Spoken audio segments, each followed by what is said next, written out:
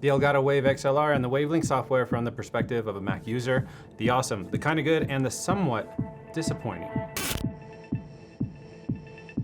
Okay, so live streaming is becoming more and more of a thing. I know gamers are like, welcome to the party. We mastered this like a long time ago, but it's becoming more and more common for the common folk to start or at least take interest in live streaming in this post-pandemic world that we're all in now. And where so many are thinking really heavily on how to get really good video, what camera should I buy, how do I get it to connect to my computer? From years of experience, I know that audio is actually a little more important than the video. And the device I'm talking about today blows my old yet experienced mind away and what it's able to do, and seems to be the perfect addition for what I've been looking for my stream setup here at home. The Elgato Wave XLR.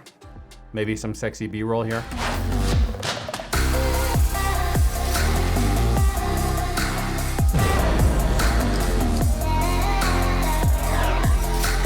All right, so why did I get it?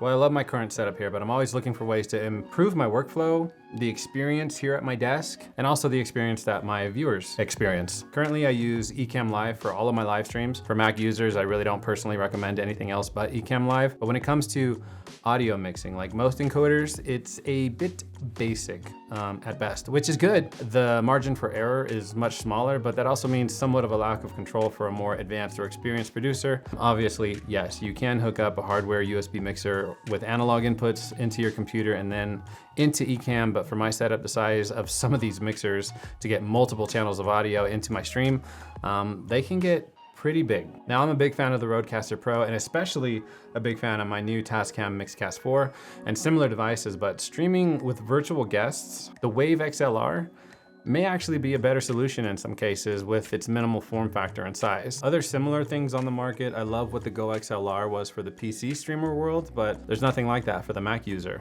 at least yet. Elgato caught my attention when they released the Wave USB mic and the Wavelink software, but I've invested in quite a few XLR mics and I wanted to continue their use. So when they dropped the Wave XLR, that got me kind of excited. The Wavelink software is exactly what I've been looking for to mix multiple audio sources in my stream while also submixing what I hear separately from what my audience hears. And for that lack of tactile function that the Go XLR or the Rodecaster would have, Elgato tried to tie the functionality of the Wave XLR with the Stream Deck. I already use the Stream Deck to control pretty much everything in my stream, from graphics, my video sources, my seams, my ATEM Mini even. Everything in my stream and more is pretty much controlled through the Stream Deck. So the ability to include my audio sources within that device as well had me a little excited. Okay, first impressions. I love the design. I mean, it's simple, it's minimal, it's matte black, sexy, feels good. And I know the build quality has raised a bit of debate here. I've heard some think it's cheap.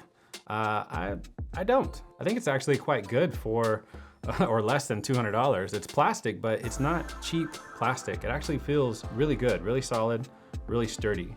Quality is the word here. Okay, now the real question, how does it sound? I actually have my condenser, my Sennheiser condenser shotgun microphone hooked into my Wave XLR. It's really nice, has 48 volt phantom power. I have that on, and that's what you're hearing right now. 8 king threatens to save 9 fair ladies for 1 sick knave. I wonder how many of you actually know what that is. Okay, so now you're listening to the Rode Pod mic plugged into a cloud lifter going straight into the Wave XLR.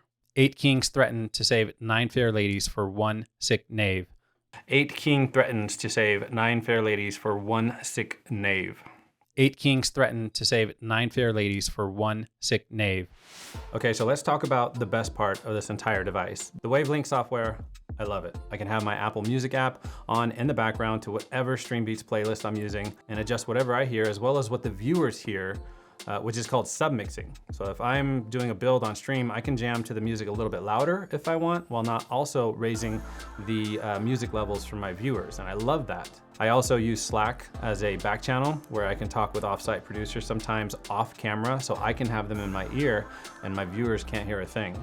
Or I can have someone from that Slack channel actually come on just by unmuting them from the stream. And this is where the magic really happens here, because the ability to bring in apps individually as an audio source from my computer, instead of lumping all of my system audio from my computer into one channel like the Rodecaster or the Mixcast, it would put it all on a single fader. With the Wave XLR, I can have one guest on FaceTime, one guest on Google Meet, another routed through Ecamm Live, and have individual control per guest, since each app is its own channel.